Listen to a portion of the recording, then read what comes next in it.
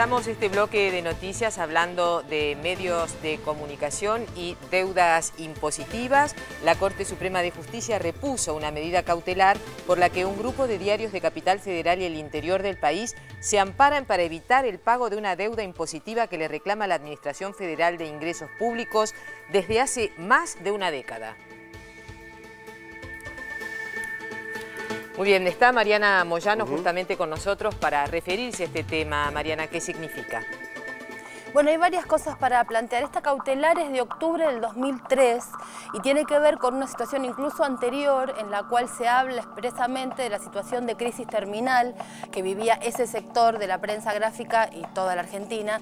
Entonces era una situación en la que se decía, bueno, se queda stand-by esta deuda hasta que se encuentre una solución. Ha pasado el tiempo, en primera instancia los diarios en cuestión tuvieron una resolución favorable para ellos, la Cámara les dijo que no, que había que sacar la cautelar, y la Corte lo que dijo es, se mantiene la cautelar con una cuestión complicada en el fallo, porque lo que podría haber dicho es, bueno, mientras esté la cautelar y la seguimos manteniendo, que estos diarios no paguen, pero no nos metemos en la cuestión de fondo. Y el tema es que en el fallo justamente empieza a plantear una cantidad de cuestiones que refieren un poco a lo de fondo, que es si efectivamente una cuestión tributaria o no va de la mano de la libertad de expresión o no. Un absurdo planteado en esos términos, porque lo que los grandes medios están diciendo es no queremos pagar impuestos porque eso restringe nuestra libertad de expresión. Y tengamos en cuenta que estamos hablando de ganancias, por un lado, que la idea es que, digamos, no pagan ganancias y entonces compensan por el lado de las cuestiones de sus obligaciones patronales. O al revés, digamos, pagan las cuestiones patronales pero no ganancias. Algo complejo porque tiene que ver justamente con los trabajadores, no solamente con sus trabajadores, sino con la caja de todos los trabajadores, que es justamente las obligaciones patronales. Acá hay varias cuestiones para plantear, como les decía. Por un lado, cuando la Cámara les dijo a los diarios que no tenían que seguir en esta situación, sino que tenían que pagar su deuda, estábamos en una situación que era la siguiente. Este monto ha cambiado porque ha pasado el tiempo, por supuesto.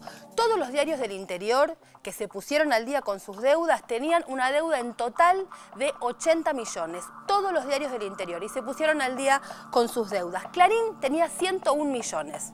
Ahí uno equipara, un solo diario tenía más deuda que todos los diarios del interior. La Nación 56, Perfil 7 millones y otros diarios más o menos una cifra similar que, como digo, ha cambiado porque ha pasado el tiempo. Acá la cuestión, la otra también a ver, es que nadie puede quedar excluido del régimen tributario así porque sí, sobre todo en un fallo en el que no se ha probado que haya un problema relacionado con la libertad de expresión. Entonces ahí hay una cuestión.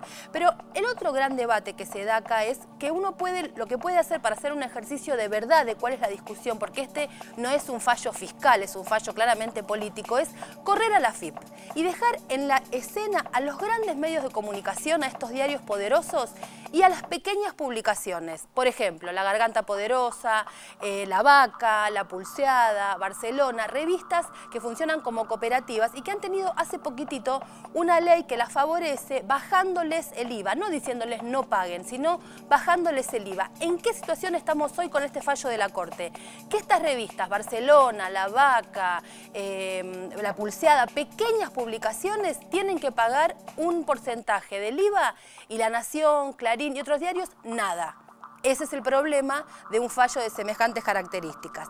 Para tener en cuenta que estos medios pequeños dependen de lo que deciden estos grandes medios, que son los dueños del papel. Estas pequeñas revistas han tenido que pagar en los últimos años un 72% de aumento en el precio del papel. Y ahí nadie les baja el precio por ninguna resolución ni nada parecido.